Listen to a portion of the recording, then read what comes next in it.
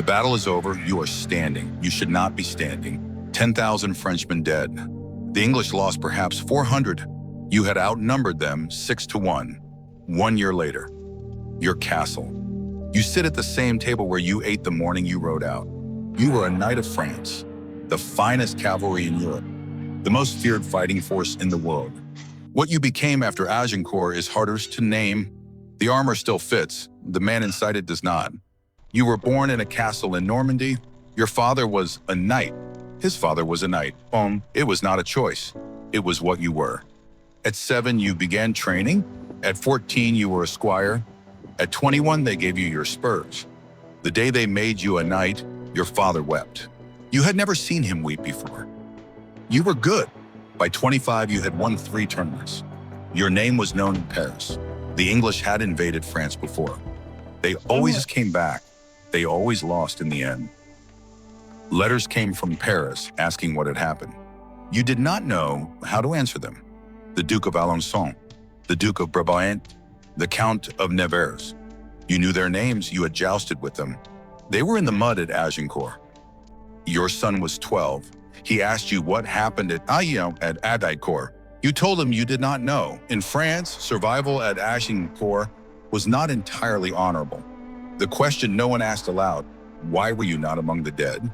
At the Feast of St. Crispin, 1416, half the chairs in the Great Hall of France were empty. They stayed empty. September 1415, the king called the nobility of France to arms. You rode to the muster with 40 men. Henry V was 27 years old.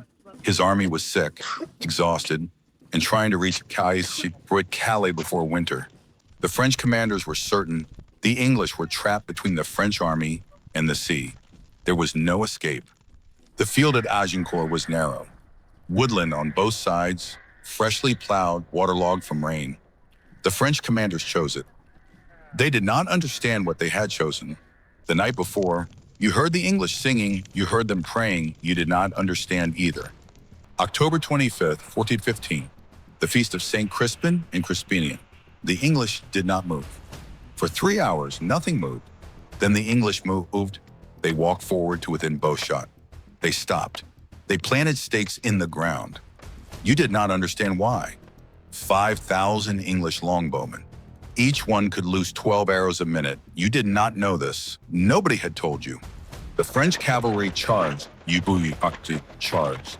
The ground took your horses. The plowed field, soaked by 3 days of rain, held the horses. Armored men fell. Armored men cannot rise from mud alone. The arrows came from above and from the sides, through the gaps in the armor, through the visor slits. Men you had known since childhood fell beside you. The French second line pushed into the first, men in full armor, unable to move, unable to breathe, crushing each other into the mud. You fell, not from a wound, from the weight of the men around you. You lay in the mud and waited to die. You did not die. An English soldier turned you over, saw your armor, and pulled you out. You were worth more alive, as ransom. By mid-afternoon, the English had more French prisoners than they had soldiers. Then Henry V gave an order. Henry V ordered the French prisoners killed. He feared a counterattack. The English soldiers refused. He found men who would not refuse. In the chaos, you ran into the woodland, still in armor. You ran until you could not hear anything behind you. You hid in the wood for a night and a day. You heard things from the field that you did not want to hear. When it was quiet, you walked back across the field. You counted what you could. You stopped counting. You found the horse of a man you had known since you were 7 years old. The horse was alive. The man was not. You walked home. 60 miles. It took 4 days. Nobody you met on the road asked where you had been. Your wife was at the gate when you arrived. She had heard. She did not ask how you had survived.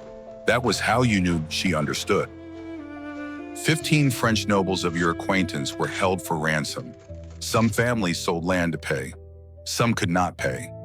Those men remained in England for years. The survivors told different stories. Some said the mud. Some said the archers. Some said God had turned his face from France. None of the stories matched.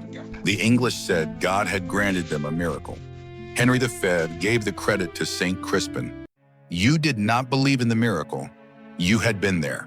You spent years trying to understand what went wrong. The mud, the arrows, the narrow field, the press of your own men, none of it was enough. Everything you had been taught said that armored knights on horseback could not be stopped by peasants with bows. Everything you had been taught was wrong. Your son trained with the sword, wearing a sword every morning. You watched him and did not know whether to stop it. The English archers who destroyed the flower of French chivalry were yeomen, farmers, laborers, men of no rank, and this was the part nobody could reconcile. France changed after Agincourt, not at once. But the certainty that had held the kingdom together, the certainty that knights were what war was, began to crack. 14 years after Agincourt, a peasant girl from Lorraine did what the knights of France could not do. You were 53 years old when you heard about her. You did not know what to think of her, a girl, a peasant, doing what the cavalry of France had failed to do. You kept that thought to yourself. You stopped wearing the armor. Not a decision, it was simply stopped being put on. One morning you noticed it had begun to rust. You lived to old age. Most of the men who rode out with you in September 1415 did not. The field at Agincourt still exists. The farmers plow it every year. They find armor in the furrows. Agincourt did not just kill 10,000 men. It killed the idea that birth and armor and horsemanship were enough. It killed the medieval world. An English longbow cost a few shillings. A knight's armor cost the equivalent of a small farm. The longbow made the armor irrelevant. You passed the castle to your son. You passed him the armor. You did not pass him the certainty. That was gone. A monk wrote a chronicle of the battle. He was not there. His version became the one people remembered. 180 years later, an English playwright wrote a play about Agincourt. Henry V became the hero of the age. The French were the comedy. You were there. You know what the mud felt like. You know what the arrows sounded like. You know what it smelled like when 10,000 men died in an afternoon. Nobody asked the survivors what they thought had happened. They asked the chroniclers. They asked the heralds. They asked the poets. Not the men who were in the mud. You did not lose because you were cowards. You did not lose because God abandoned you. You lost because of a field in rain, in stakes in the ground, in the mathematics of arrows. Every year on October 25th, the English celebrated. Every year on October 25th, you remembered something different. In the end, it was the mud. It was always the mud. The greatest cavalry in the world stopped by a field that had rained for 3 days. Nobody writes songs about the mud.